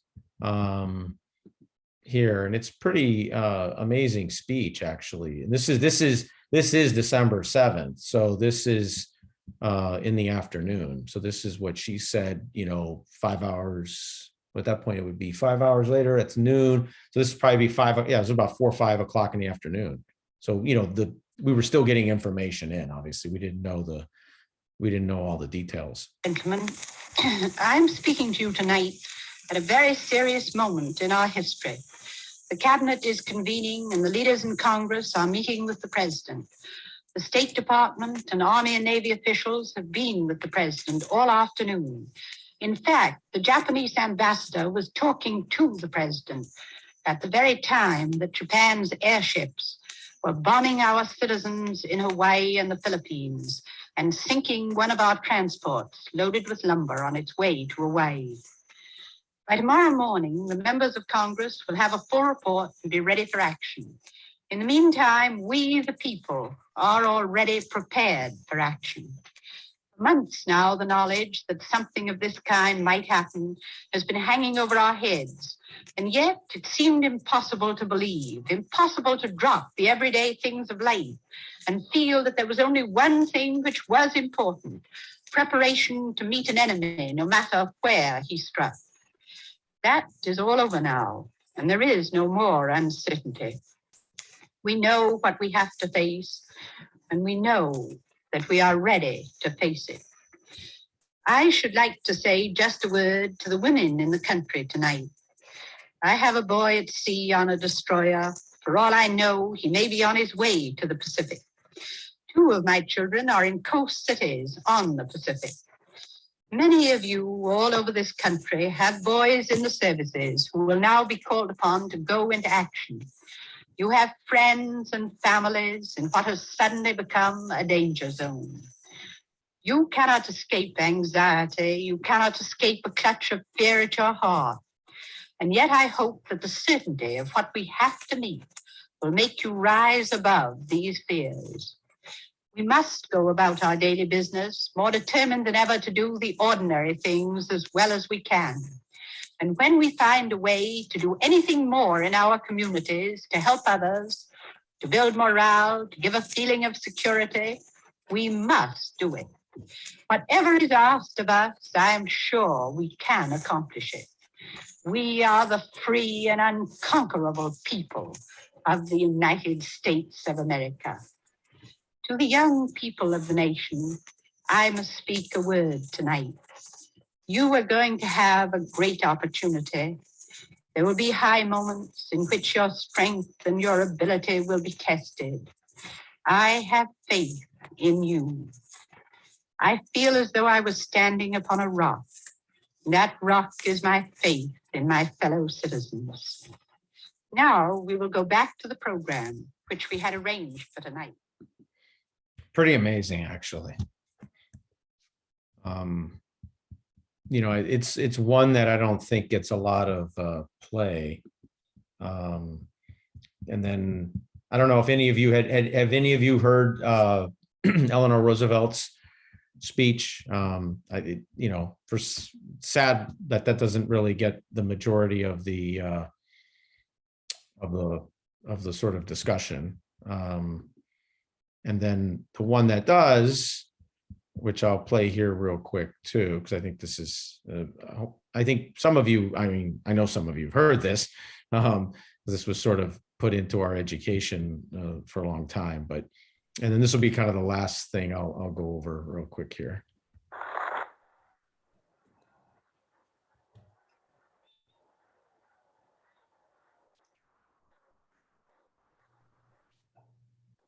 Senators and representatives, I have the distinguished honor of presenting the President of the United States. Vice President, Mr. Speaker, members of the Senate, of the House of Representatives, yesterday, December 7th, 1941, a date which will live of Japan. The United States was at peace with that nation, and at solicitation of Japan, still in conversation with its government and its emperor, looking toward the maintenance of peace in the Pacific. Indeed, 1 hour after Japanese air squadrons had commenced bombing in the American island of Oahu, the Japanese ambassador to the United States and his colleague delivered to our Secretary of State a formal reply to a recent American message. And while this reply stated but it seemed useless to continue the existing diplomatic negotiations. It contained no threat or hint of war or of armed attack. It will be recorded that the distance of Hawaii from Japan makes it obvious that the attack was deliberately planned many days or even weeks ago. During the intervening time, the Japanese government has deliberately sought to deceive the United States by false statements and expressions of hope for continued peace.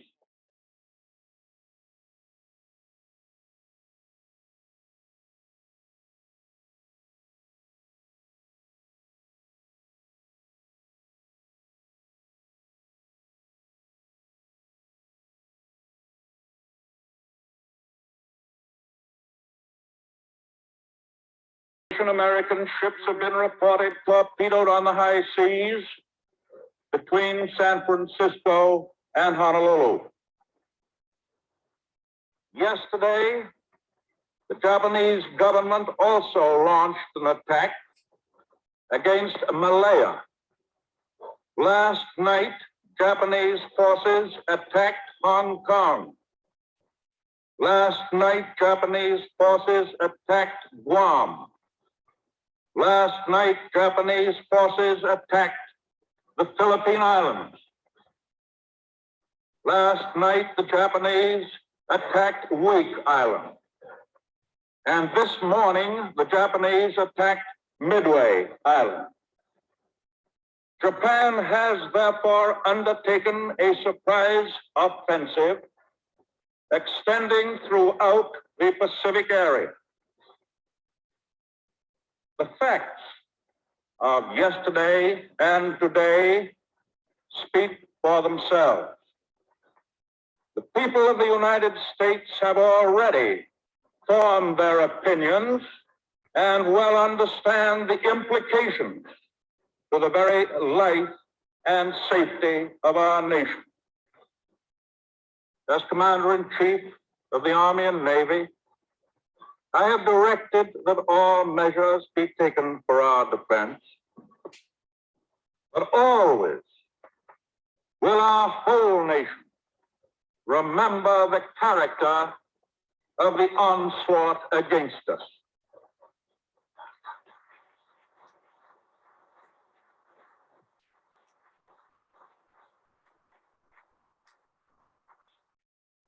No matter how long it may take us to overcome this premeditated invasion, the American people in their righteous might will win through to absolute victory.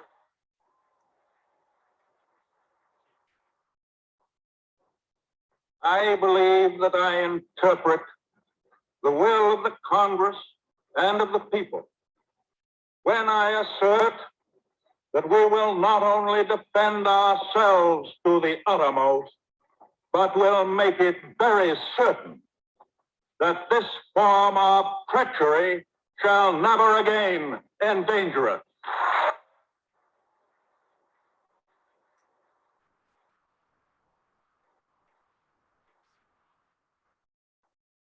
Hostilities exist. There is no blinking at the fact that our people, our territory, and our interests are in grave danger.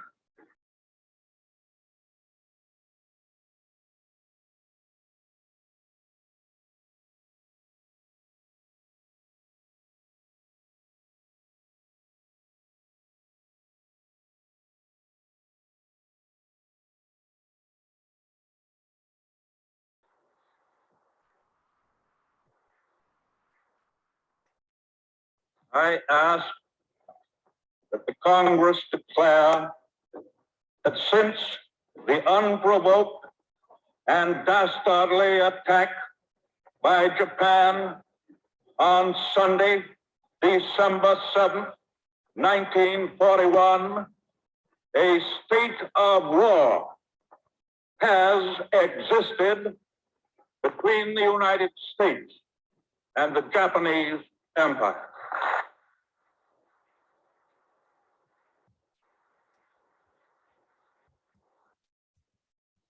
All right. So, any questions? I tried to give you, hopefully I gave you guys a sort of the background, you know, that fantastic animation through, you know, literally almost every step. And then obviously some of the, you know, the social, political, you know, ramifications. And I really do think, hearing, both Roosevelt speak within that 24-hour period is really amazing, by any standards. It's, I think the only other comparison we have is sort of Lincoln, basically. Any questions so far? I know it's already got you to 9 o'clock. I know everyone here is probably starving. A quick comment. Just watching FDR give his speech, yeah, it was my assumption that he was asking Congress for the declaration of war, but maybe he wasn't. It seemed like he was describing that the state of war already exists. Yep. So, do you guys know? What had Congress already declared war and he was destroying the nation, or no. So he actually did that speech and then submitted. Well, actually, you don't really submit that. The Congress passes the law, and basically, that he signs. He signs that declaration, obviously, and then that's sort of the legal, constitutional mechanism. So in other words, he was describing in a de facto way. Yep. He was describing the situation that, yes, we are at war.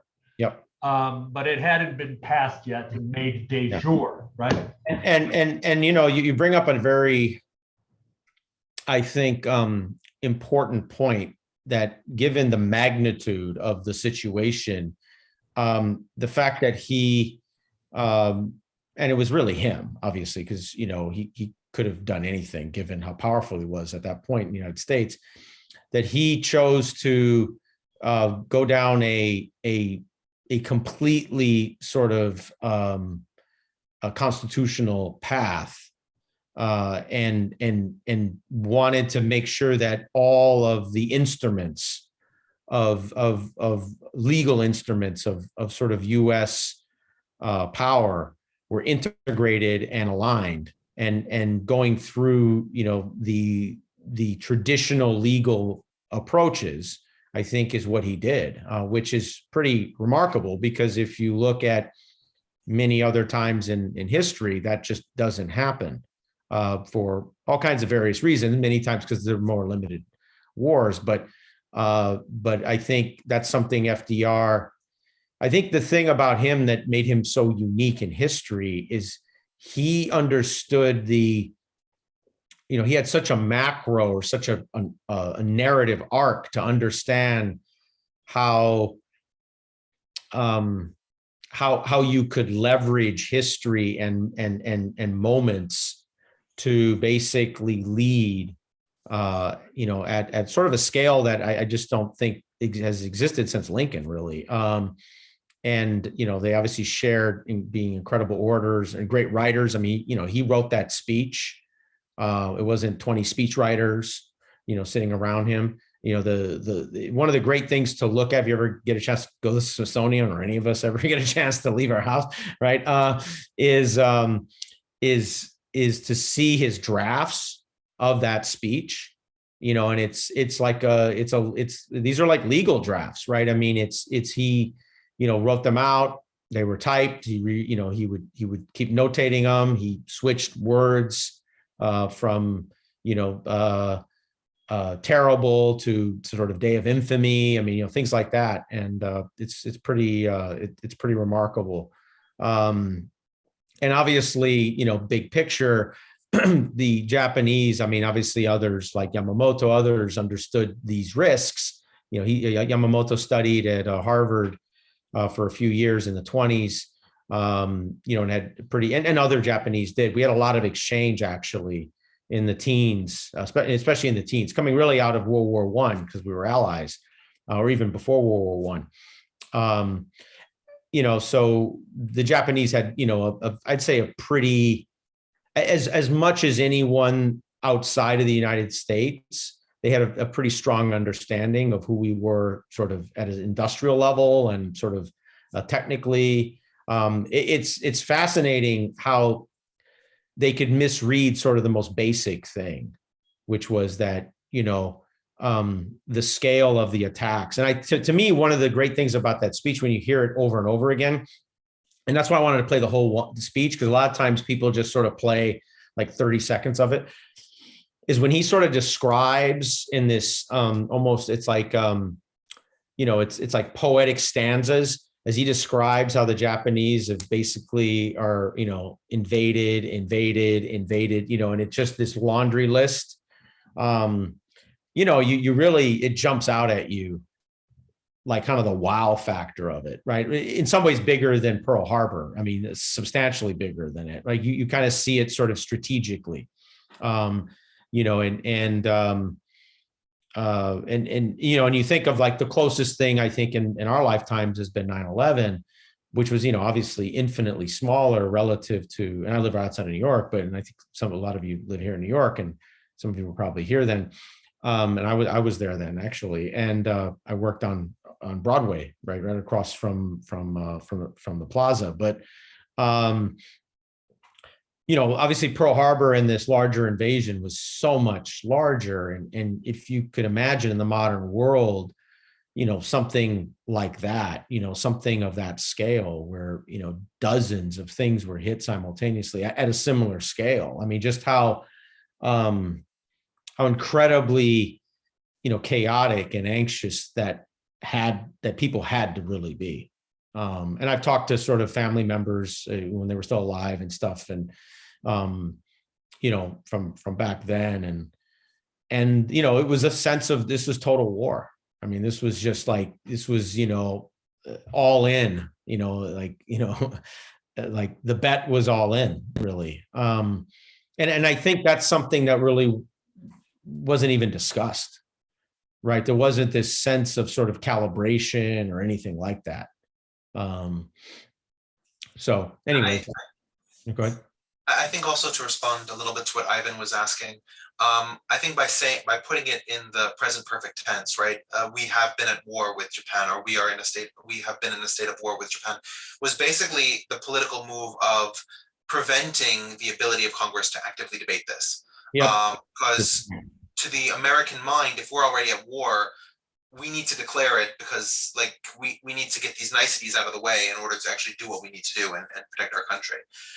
Rich, actively negate it? Yeah, because okay, if Roosevelt is saying we are in a state of war with Japan, and then the next day Congress starts debating, well, should we declare war? Are we at war with? People are going to look at their congressperson and say, are you nuts? We are in a state of war. Our president has told us we're in a state of war. Do what we asked you to do as a representative and defend our country. So it puts the Congress people in a very sort of difficult position to, if they had been opposed to the war, and there was a very strong desire for isolationism, especially prior to December of 1941. They now were in a position where they couldn't be isolationist and not get feedback from their constituencies. I think that was part of his political calculation there. Absolutely. I wanted to ask Aaron, were there any speeches on the Japanese side of trying to explain to their population what was now coming for them from America, given this sort of speech? Yeah. Let me show you this because I know we're over 9, and I really appreciate all your extra time. So I'm going to show you this couple things here real quick on my slides. Just give me a second here, and let's see. Got to get rid of this dumb banner up there. All right. Where is it here? Let me go down further. Here we go. Sorry. So this is the Japanese. This is what they, I can't obviously read this, but you could see from some of the diagrams where they, basically explain hitting Battleship Row, where they successfully struck Pearl Harbor. So, this came out within a few days after it, I think within a week. And so there was a very heavy triumphalism. And remember, they had it wasn't just Pearl Harbor, right? It was this, this radical expansion over those next 120 days across the Pacific. So there was this sort of, once again, like sort of a manifest destiny Monroe doctrine kind of coming together. There was a sense that they were sort of indestructible. That was, a very consistent feeling. There was just not really much sense that, that anyone could challenge, the Imperial Navy and the Army. And also realize that a lot of people don't either realize this either, but until the Japanese were getting ready for an invasion of the mainland in the summer of 45, before we dropped the atomic bombs, that was the first time that both the Navy and the Army came together in an integrated command. So, Japan was really in this very weird state where it was almost like, schizophrenic, right? There was like the Japanese Army, which was running a Japan that was all about winning on the Eurasian continent, Japan and China, Indochina, et cetera. And down even into New Guinea, or Borneo. And then there was the Navy that was about winning a war for Japan in the sea. And the two really didn't meet. They actually were in incredible conflict with each other. They would hide resources. They would throw each other under the bus politically, and which was really weird because they were a military state at that point. So, who's on your military council, but sort of the supreme admiral and generals. So it was a really, they were, it was a weird, they were in a very precarious political situation, but, in the first 120 days, it didn't feel that way, obviously. And then as a byproduct, let me put this here. So this is from Admiral King. So, this is for the whole fleet, but basically, and this was obviously declassified in 72, and basically execute against Japan unrestricted air and submarine warfare, and we're informing British and Dutch, and informing the Army. So it's and that was the type of shift that we had in our culture. We went from this very nebulous, extremely conservative, and I don't mean just socially, politically, I mean in terms of how we were engaging the world, to this incredibly, it's the only other parallel is sort of the Soviets at that point, and the way the Soviets prosecuted the land war.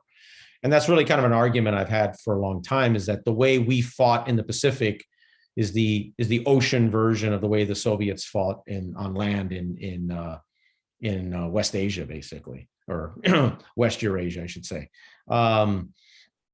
It was very linear. It was very binary. It was, basically seek and destroy. So, this is too big of a topic to get into right now, but Rich brought up the point that how did we look at it in domestic politics, and how maybe FDR forced the American political system's hand. Yep. And comparing and contrast the Japanese, we have the Japanese warlords that led to the decision to attack Pearl Harbor and engage this sleeping giant. Yep. I'm just wondering, how did they sell that to their people, to the intelligentsia in Japan? Or those people were either hid and complied were killed, you know, or became converted. Really, I mean, there was really not much dissension in Japan when it came to this. I mean, they didn't allow it, really, to be honest. I mean, they viewed that as being, it was a combination of you were not just traitorous or disloyal, which were pretty big, but you lacked honor, right? So they were able to conflate that, right? So that if I disagreed with you, you were traitorous, you were disloyal, and you lacked honor. And of course, challenging someone's honor in the Bushido Code and in the sort of, let's call it militarist cult that was being developed, or that was developed. I mean, I just don't think there's any other way to sort of define it. I mean, it's not David Koresh cult. It's a different animal, obviously, but I'm sorry? At this point in time, I mean, we still have it today, the senpai kohai relationship, where if somebody is your superior, what they say is correct by dint of the fact that they are your superior. And so you'll find the situation in a lot of Japanese businesses even today, where an inferior person, right, because they will have to explain to their boss that they're wrong by saying that they're right in a way that the boss doesn't believe he's right. So it creates this sort of feedback loop. If we're talking about the general Japanese population, they would do the things that they're told to do because they're told that it's in the interest of the country, and the people above them are necessarily right. The only places where you're going to have dissension is within the ranks of the feudal lords and the zaibatsu and the military generals, all three of these being the economic and military wings of the government. And that's where you're going to have to convince people, because those people are of equal rank and therefore are willing to talk to each other as equals. But in terms of the general population, you're not going to have some kind of large scale revolt, because that's just not the Japanese mentality at this point in time. And then one thing that that happened, which is really the key thing, is that there was basically, I mean, there's almost no other way to sort of define it. There was like a fanatical, it was really like a fanatical terrorist cult of junior officers. We're talking lieutenants and captains, which you had quite a few of, obviously, in an army and a navy as big as Japan. And those thousands became these sort of, in a weird way, it's almost like street gang level enforcers. Like, I mean, the only analogy I have would be, and it would sort of really throw us for a loop if you heard this. But imagine you heard like street gangs around the world are making cartels, cower in fear, right? It just seems so backwards. But that's basically what happened, because it was almost a battle to see who was more committed to the most fanatical strategy of being, all in on war Japan, right? And those young officers, basically, there would be some majors and lieutenant colonels and so on, but most of them were all lieutenants and captains. And it was almost like a fraternity, but I don't mean like a good one, but I mean like, a bad one, but spread across, the whole military. And, you're talking at that point, tens of thousands of junior officers. So they became sort of almost like enforcers of this code, this fanatical code. And of course, it was effective because they helped assassinate multiple prime ministers and attempted to assassinate basically pretty much every prime minister until Tojo, really. And so from the early 20s until really the late 30s, you had just political chaos in Japan. I just recall a scene from Tora, where that flight lieutenant that had a wing of Japanese confronted of an air wing, confronted the admiral on the deck, and he was seeking authorization for a third strike. Third strike, yep. And I believe it was Nagumo. Here's the young man, all energetic, all macho, and maybe the type of way you're describing. but then you have the older lord. Settle down, young fella. Yeah. I got to bring the ships home. Yeah. And, so maybe that movie tried to hit it in that way. Yeah, I think they did. I mean, I think, and we have to be honest with the post-war, reconstruction and rehabilitation and, and so on. And, and kind of to tie it full circle, the way history is sort of weird. But, obviously Japan has been a very pacifistic or semi-pacifistic country in the last 40, 50 years. And to the point that they don't even use the words like military. They use, self-defense forces and so on. But in the last 5 years, obviously with some substantial saber rattling from China, and really in the last year, they are, I've said this jokingly with friends, but it's sort of like the Chinese are waking a sleeping giant, right? And in this case, they're obviously aligned to the United States and going forward. But, it's the idea that this cute little sort of self-defense force country couldn't stand up in a decade, basically the second largest Navy in the world is ridiculous, right? Of course they could. And especially if they were integrated with the United States, it would just be, it's sort of the game changer. And the fact that in some ways, it seems like the Chinese can't help themselves in provoking this in the Japanese. And I don't think anybody fully appreciates that, a world-class Japanese Navy in the modern world. Just one little statistic in this, and it just speaks to how industrial the Japanese are. And is that, they, at this point, in terms of active F-35s, they have half as many as the United States.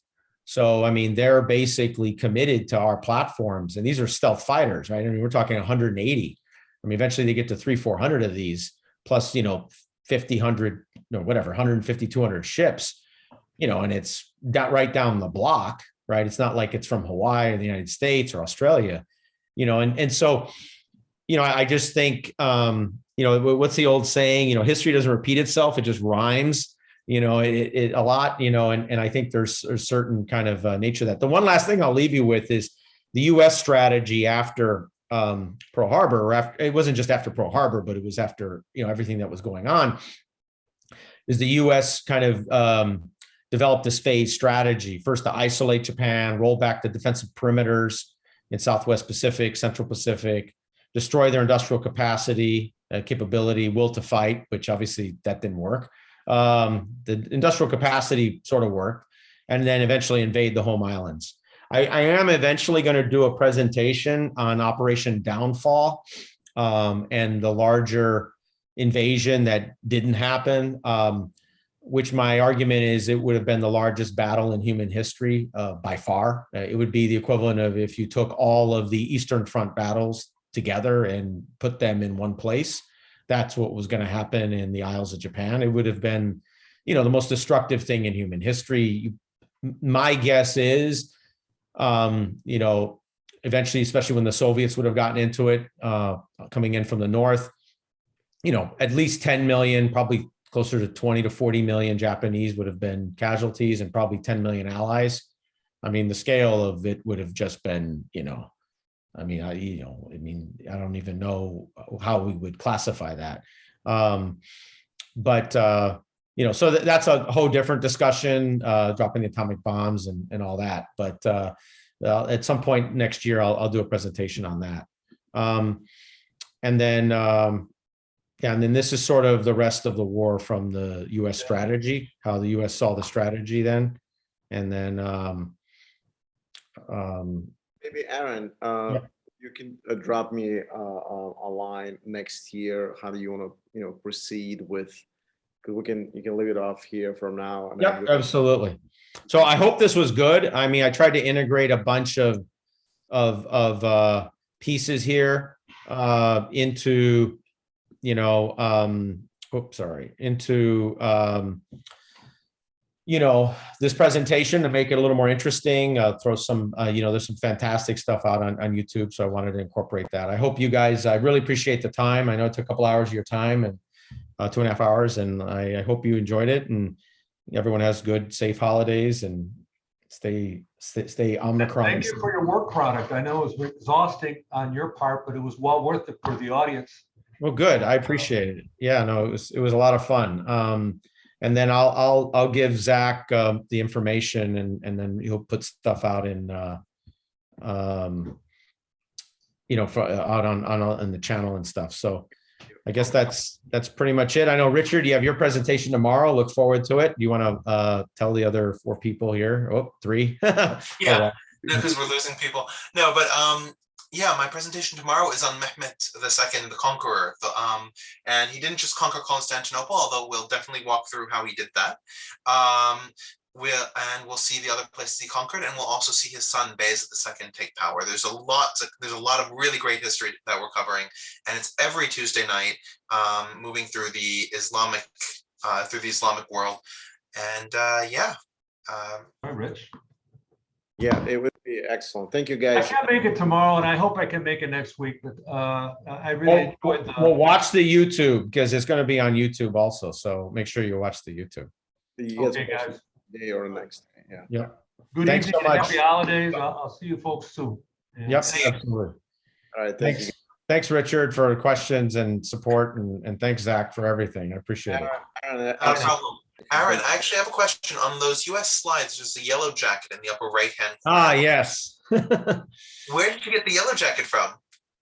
It's just PowerPoint. So I have that, that it's like a little animation. So you can just add that. If you want, I could send you. No, it's funny because that was the mascot for my high school growing up. And, Oh, really? And I've never seen it anywhere else. So That's I was funny. like, is my high school putting out this kind of crap? That's hilarious. No, that's great. No, I kind of found that. I found that in another deck a few years ago. And then every time I can throw it in somewhere as sort of like a teaser, I always throw it in. So Excellent. Excellent presentation, Aaron. Thank you, Richard, for auditions. Yep. And on a, first of all, on a short notice, you did such a great job. Definitely. Yeah, no, of course. And then, and Richard, I'll send you my slides on the EU for Sunday, coming up. Yeah, excellent, guys. All right. Thanks so much for slotting me in here, Zach. I really appreciate it. Same. I'll send you my deck when I finally put something together. I sent you several PowerPoint presentations because you said that you like that kind of stuff. But I'm probably going to take a few slides from them because that's like 100 slides. I know. Law, 10,000 slides of law. And next, we're going to analyze clause 2B semicolon. Exactly. Of the EU Of the EU Treaty on Commissioning the Development of Interstate Relations. Of chicken fat, right? Of like chicken fat regulations, German accent, or I guess Swedish would be a little sexy, but this is German. Yes. Exactly. Yeah, no, I mean, you need to do it with like a German accent where it's like incredibly technical. And this is the regulation on the fat that you take from when you boil the chicken at Exactly. degrees Celsius. And it has to be 90 degrees centigrade for 14 and a half minutes. It's like there's a precision to it. And then people pull out, I still have one of these, if you remember, old school HP calculators. Yep. These things work. These things last like a million years. Yep. So Guys, good night. Thank you. all right, good night, guys. Have fun. Thanks for everything. Thank you, Aaron. Yep. Bye-bye.